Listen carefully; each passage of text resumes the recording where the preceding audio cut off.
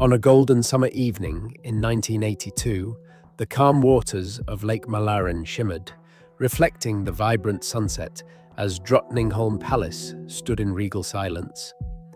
The bells rang out over the serene landscape, heralding the arrival of Sweden's youngest princess, Princess Madeleine. As the chimes echoed across the land, a nation celebrated the birth of their future royal. A girl destined for a life marked by defiance of royal traditions and expectations. Sweden, a country known for its rich monarchy and the weighty crown passed down through generations, saw the birth of Princess Madeleine with joy. Yet, no one could have predicted how differently her life would unfold compared to that of her elder sister, Crown Princess Victoria. While Victoria's path as the future queen was drawn clearly from the very start, Princess Madeleine's journey would take a more unconventional route, marked by quiet rebellion, the search for personal freedom, and the pursuit of love beyond the gilded walls of royalty. In the heart of Stockholm, within the grand palaces that housed the royal family, Madeleine grew up surrounded by the trappings of monarchy. Lavish balls, dignitaries from all over the world, and the constant scrutiny of the public eye. Yet, as she grew older, Madeleine's desire to escape the heavy expectations of her royal heritage only deepened. It was a life defined by duty, but also by a yearning for something more, something beyond the royal script that had been written for her. Her family's name and wealth, her birthright as a member of the Swedish royal family, had one clear expectation: to live as a symbol of tradition and continuity. But Princess Madeleine was not content to simply play her part in this centuries-old narrative. She longed for her own identity, a life shaped by her values and choices rather than the legacy of the crown. From Stockholm's elegant avenues to the sun-kissed streets of Florida, Madeleine would become the royal who dared to step outside the expected path. In doing so, she would set a powerful example of how to blend royal duty with personal independence, remaining both connected to her heritage and unafraid to carve out her own destiny. But how does a royal, born into the world of state functions, ceremonial duties, and public scrutiny, balance these pressures with a desire for autonomy?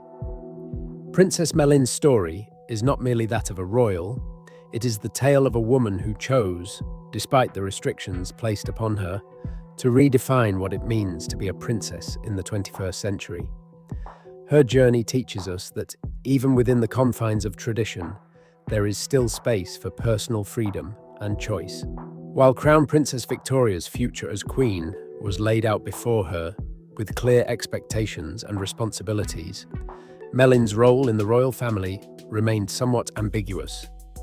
This very ambiguity, which many might have seen as a challenge, would later open doors that were closed to others. It gave Madeleine the opportunity to explore life beyond royal obligations.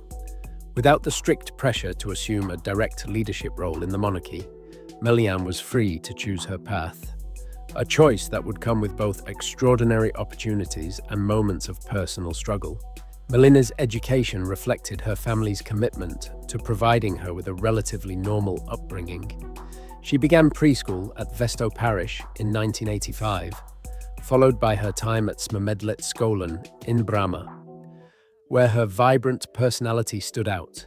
She embraced a world of friendships, school activities, and a less pressurized environment than one might expect from a royal child. Although she was constantly followed by the media, Madeleine's natural warmth and outgoing nature allowed her to navigate this scrutiny with grace. Her education continued at Carlson School and Enskilda Gymnasiet, where she graduated in 2001. During this time, Madeleine began to explore fields beyond the confines of royal tradition, including Swedish law and computer literacy. By 2003, she enrolled at Stockholm University to pursue further academic studies. But it was her time abroad, during a 2006 internship at UNICEF in New York, that truly shifted the trajectory of her life. While in New York, Madeleine worked within the Child Protective Services Division, focusing on children in institutional care, conflict zones and those at risk of sexual exploitation. It was during this internship that Madeleine found her true calling, an opportunity to combine her royal platform with meaningful, hands-on humanitarian work. Far from the ceremonial duties that had traditionally defined royal life, Madeleine's work in the field with UNICEF opened her eyes to a world that needed attention, care, and advocacy. This experience fueled her lifelong commitment to supporting the most vulnerable populations, particularly children. As she began her work with the World Childhood Foundation, WCF, an organization founded by her mother, Queen Sylvia, in 1999, Princess Madeleine became increasingly dedicated to the cause.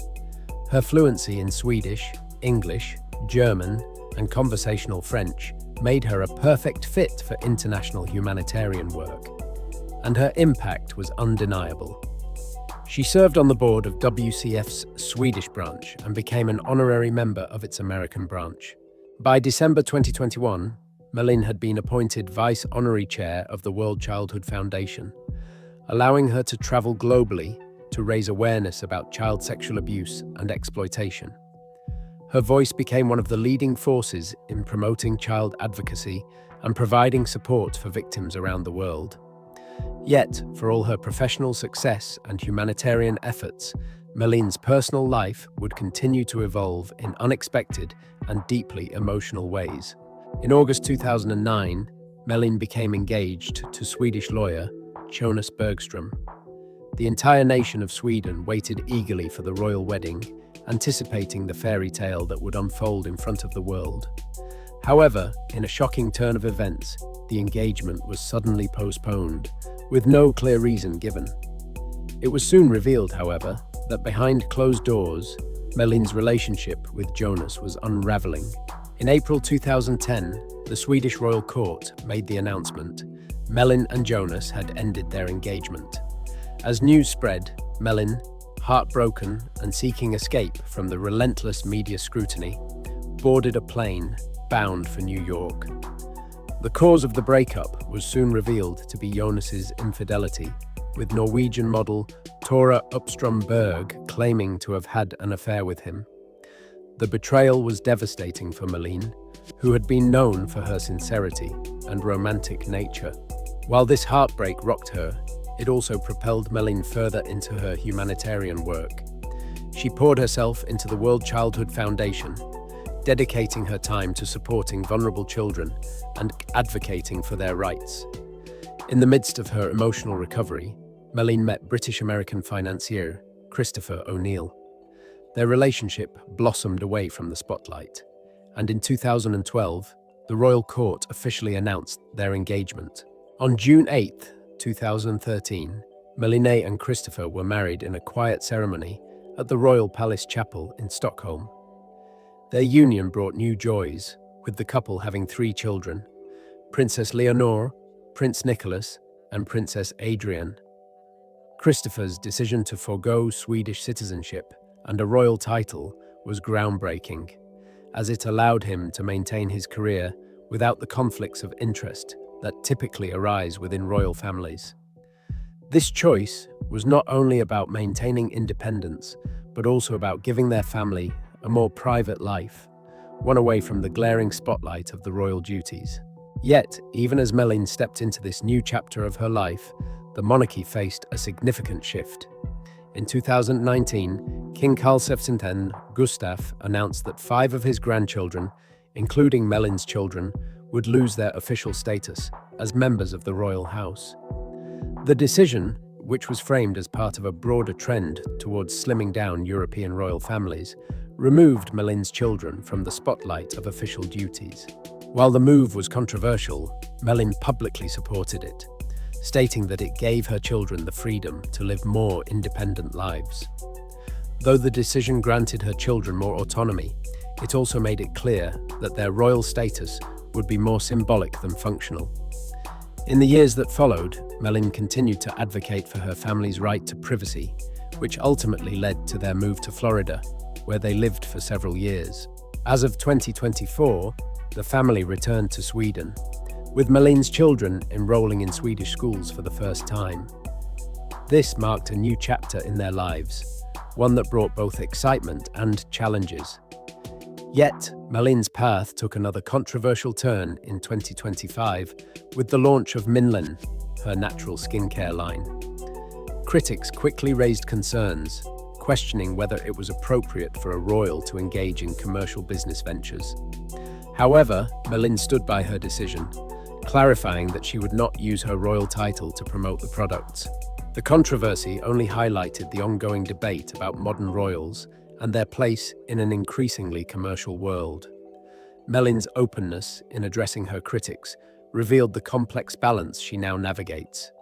She remains a princess, but continues to live by her own set of rules, balancing royal duties with private endeavors, advocating for children worldwide, and refusing to be confined by outdated royal expectations.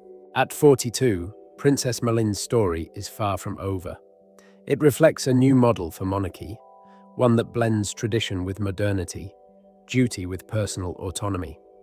As the debate about her role continues to unfold, Princess Madeleine stands as a symbol of change within the monarchy, carving out her own path while remaining connected to her roots.